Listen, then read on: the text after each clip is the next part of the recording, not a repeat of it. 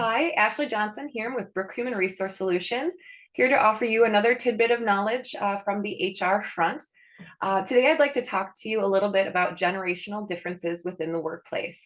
At this time, we have up to 4 generations working together in the industry, everyone from baby boomers to the Gen Xers to the millennials, and then on to the new Gen Z generation that's joining the workforce in larger numbers than ever. So it's important for you as a manager to understand the difference between those generations, what motivates them, what drives them, what type of feedback they need, and how you can best manage to each of their individual needs and get the best out of your team.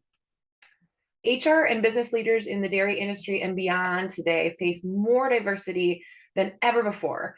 And with that growing trend comes the challenge of figuring out how to create a workplace where engagement, loyalty, and productivity are high, despite the differences among those demographic groups.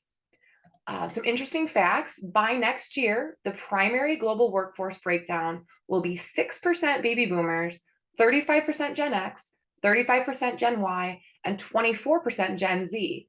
And by 2025, millennials will comprise 3/4 of the global workforce.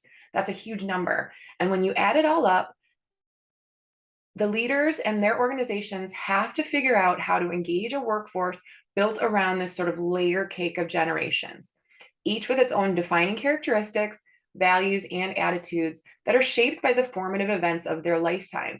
If you think about the events that happened during a boomer's lifetime versus the events that happened during a Gen Zer's lifetime, there's a pretty big difference, and there's a pretty big difference of experience and understanding of the world and how we interact with it.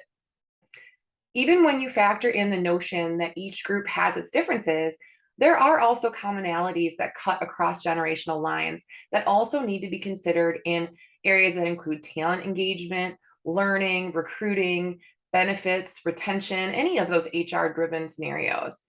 In order to stay ahead, companies need to create and execute integrated talent and learning strategies that invest in, engage, and retain and develop their workforce in innovative ways. We can't just do things the way we've always done them. We have to shift and change as the generations change.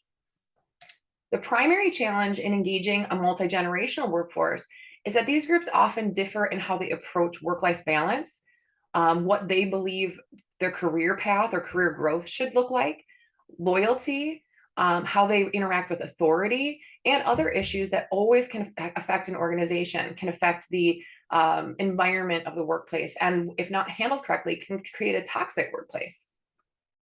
Business leaders have an important role in creating common ground across their teams that help them leverage their collective strengths and skills.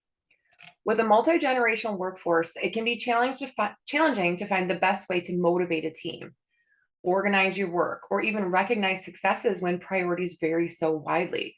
So for instance, within a team, half of that team may crave collaboration and thrive on working together, while the other half wants to work solo. Some may rapidly adopt new tools, they may embrace and look forward to experimenting with technology, while others may find the pace of the high-tech transformation of the dairy industry really overwhelming. One employee may indicate that they need more coaching and development, while another one may be uncomfortable with feedback and might just want to be left alone to do their job. Two of the strongest shifts propelling workplace change right now is the rise of millennials into leadership roles, and then the entrance of that Generation Z into the workforce. These shifts are really putting pressure on traditional leadership approaches and radically shifting expectations regarding work and learning. Ensuring that they are working towards a common goal for the organization or team can be really challenging for management, especially if managers aren't paying close attention to the needs of the different generations and addressing the issues when they're not working. Clearly, when you have that friction, it can be a productivity drain. Managers not only need to address those issues, but managers also need to be trained in how to understand the employees, understand what are their strengths, what are their fears, what are their motivations, what's driving them. And just because someone has worked in your business for a while and they maybe have tenure, doesn't necessarily mean that they naturally have those management skills and those people skills. So if you can offer training or provide insight for those managers to better deal with their employees, everybody's going to win. I would say on the recruiting front as well, making sure that generational differences are taken into account when you're recruiting can be a really big difference between a good hire and a bad hire, and a hire that turns into a turnover and a waste of time, energy, and resources down the road. So making sure that you are advertising the aspects of your business that are most attractive to the different generations that you want to bring in, and making sure that your policies, procedures, and benefits are the things that are most valuable to those employees is going to be the thing that sets you apart in the industry and brings those employees to your door versus your competitors. For this and more information, please do feel free to reach out to me at Brooke Human Resource Solutions. I appreciate your time and hope you have a great day. Thank you.